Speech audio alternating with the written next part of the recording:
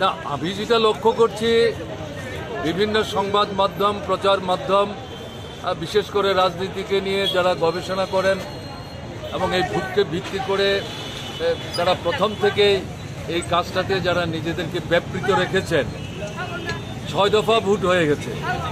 আগামীকাল শেষ দফা অর্থাৎ 7ম দফা। ভারতবর্ষের স্বাধীনতার পর এই দীর্ঘ সময় নিয়ে এর আগে শুধু একবারই ভোট হয়েছিল, এটা 51-52 সালে, আর এই দ্বিতীয়বার এই ভোট হলো। তারা যেটা বলছেন যে যত এগুচ্ছে বিজেপির অবস্থা খারাপ হচ্ছে, এবং তাদের বক্তব্য হচ্ছে বিজেপি সংখ্যাগরিষ্ঠতা অর্জন করতে পারবে না, তারা সরকার তৈরি করতে পারবে না।